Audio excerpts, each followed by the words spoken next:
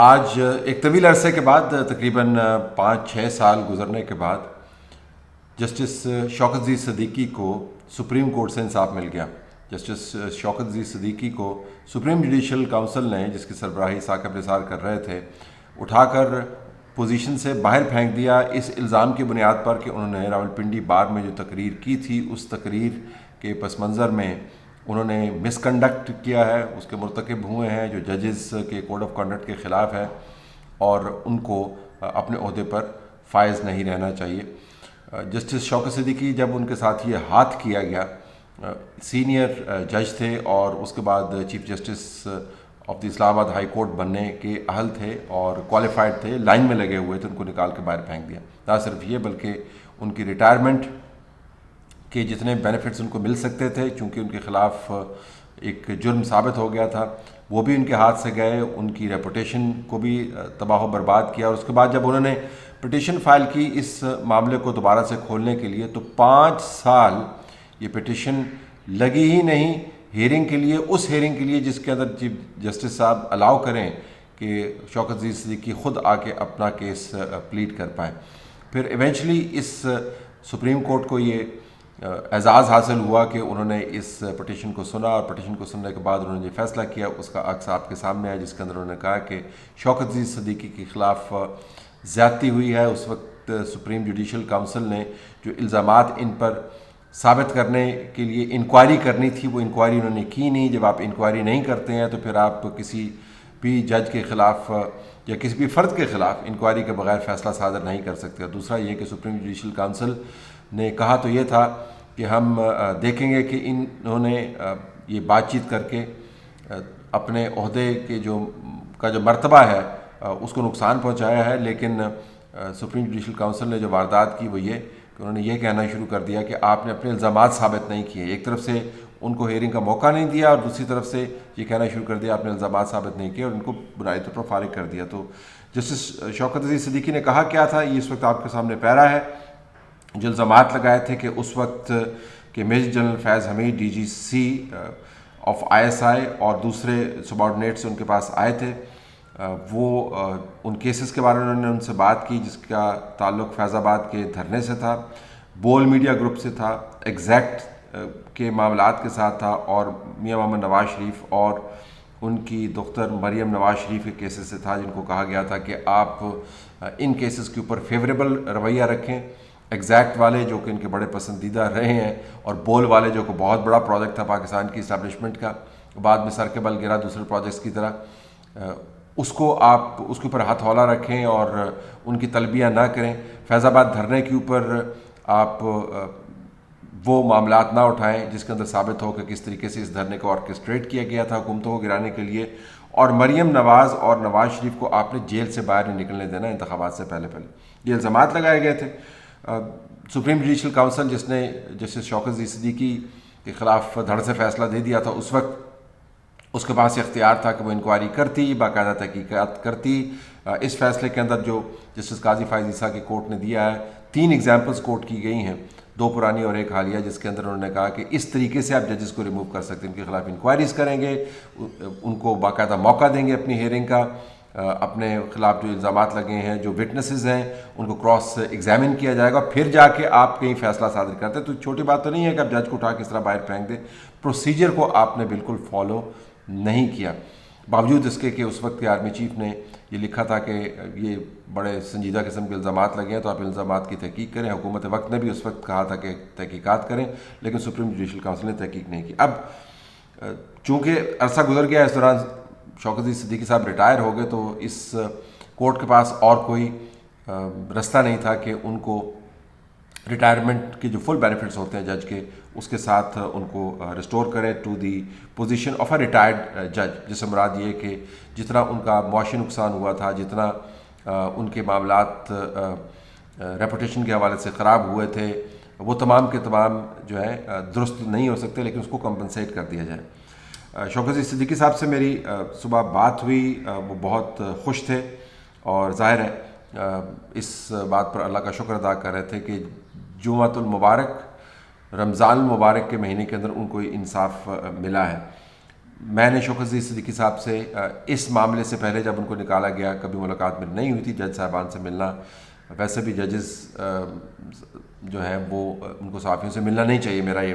اپنا خیال ہے. بعض لوگ اس سے اتفاق نہیں کرتے، اور اگر ملنا بھی چاہیے تو بہت ہی محدود سوشل گیدرنگز کے اندر، محدود معاملات کے اوپر جہاں پر جوڈیشل معاملات ڈسکس نہ ہو. میری کبھی ان سے ملاقات نہیں ہوئی. جب ان کے ساتھ یہ ہاتھ ہوا تو میں نے ان کا ایک انٹرویو کیا ان کے گھر پہ جا کے، اور وہاں پر میں نے ان سے جو کہ طریقہ کار ہے کچھ سخت سوال بھی کیے، اگرچہ انٹرویو میں ان کو پورا موقع ملا کہ انہوں نے اپنا نقطہ نظر واضح کیا. تو جب انٹرویو ختم ہوا تو ان کی دختر برابر میں بیٹھی ہوئی تھیں، اور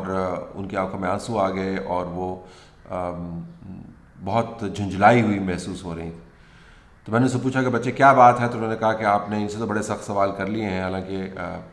آپ کو یہ سوال نہیں کرنے چاہیے تھے. تو میں نے ان کو بتایا کہ میرا کام ہی سوال کرنا ہے، اور اس کے بعد جواب سننا ہے، اور پھر اس جواب میں سے مزید سوال نکالنا ہے، یہ میرا کام ہے. لیکن پھر انہوں نے یہ بھی کہا کہ جن لوگوں نے ان کے ساتھ یہ ہاتھ کیا ہے، جنہوں نے ہماری ریپوٹیشن کو تباہ و برباد کیا ہے، اور جسٹس شوکت عزیز صدیقی کے خلاف اس وقت جو میڈیا کے اندر مہم چلی گئی تھی، آپ اس کا تصور بھی نہیں کر سکتے ہیں. جو لوگ آج کل کہتے ہیں جی ہمارے خلاف بڑی مہم جوئی ہو رہی ہے، وہ لوگ اس وقت اس مہم کے اندر انوالو تھے. لیکن آپ تصور نہیں کر سکتے کہ ان کے ساتھ کیا کیا ہوا. ان کو کرپٹ جج قرار دیا گیا، کہا کہ اپنے گھر کی تزئین و آرائش کے اوپر پتہ نہیں کتنے پیسے نکال دیے، ان سے آفیشیل ریزیڈنس لے لی گئی. تو ان کو کہیں پہ وہ پریکٹس نہیں کر سکتے تھے، کیونکہ جنرل باجوہ اور جنرل فیض اس وقت بہت تگڑے تھے، نہ ان کو کوئی کیس دیتا ہوتا تھا. تو ان کے حالات بہت خراب تھے. تو ان کی دختر نے کہا کہ آپ ان لوگوں سے بھی سوال کریں جن لوگوں نے یہ کام کیا ہے. تو میں نے کو کہا کہ جب ہمیں پتہ چل جائے گا کہ کن لوگوں نے یہ کام کیا تو پھر ہم یہ سوال کر لیں گے. اب جن لوگوں نے یہ کام کیا ہے وہ تو سپریم جوڈیشل کاؤنسل کے فیصلے کے اوپر سپریم کورٹ کے فیصلے نے عیاں کر دی. اس کے اندر وہ تمام جج انوالو تھے. وہ 2 نمبر لاہوری گروپ جو ہے، جو بڑے بڑے لمبے چوغے پہن کر اور بڑی بڑی تنخواہیں لیتے ہوئے اور ویکیپیڈیا سے وزڈم اکٹھا کرتے ہوئے آپ کو عجیب و غریب تشریح کر کے دیا کرتا تھا قانون کی اور آئین کی.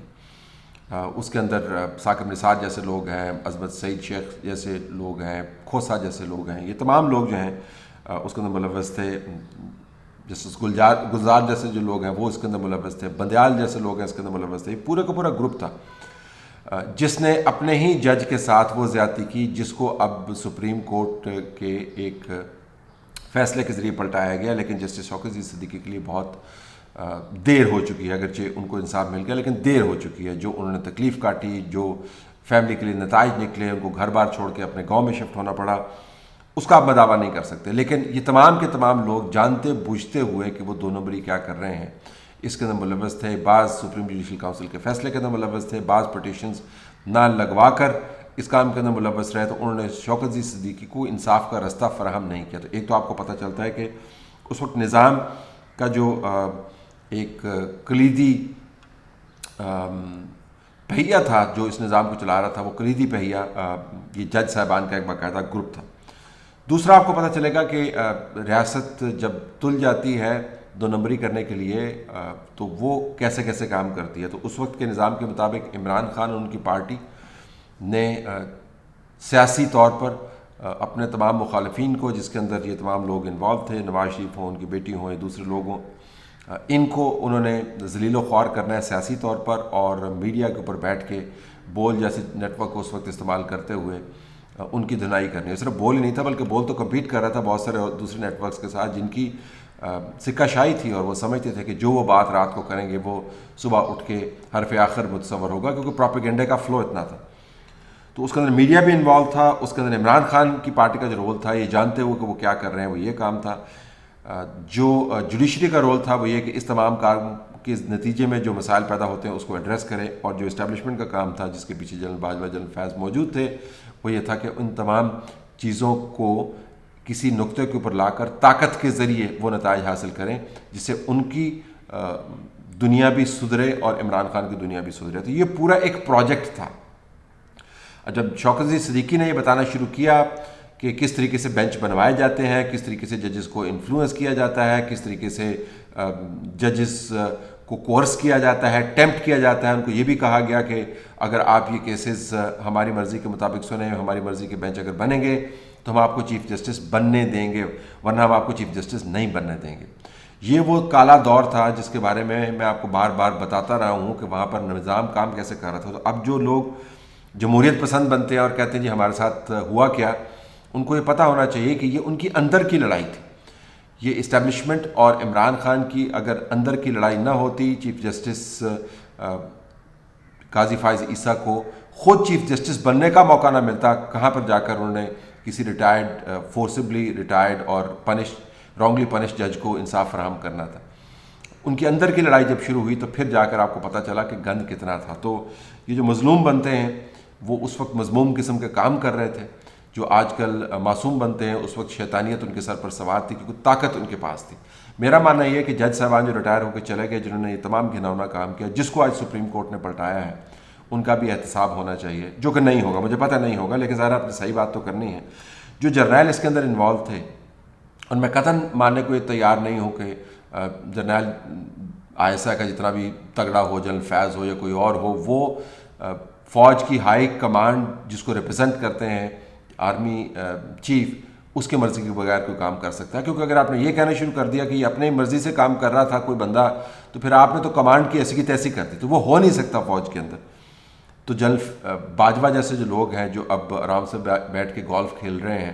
اور مزے اڑا رہے ہیں اور اپنے اپنے گھر تعمیر کر رہے ہیں اور ان لگژری سے فائدہ اٹھا رہے ہیں جو اس ریاست کے لوگوں کے ٹیکسز سے بنی ہوئی ہیں, ان کا بھی احتساب ہونا چاہیے. یہ جن لوگوں کو بہت مسئلہ ہوتا ہے کہ عمران خان کے ساتھ کیا ہوا, ان کو دوبارہ بتانا چاہیں گے کہ جسٹس شوکت عزیز صدیقی, ریٹائرڈ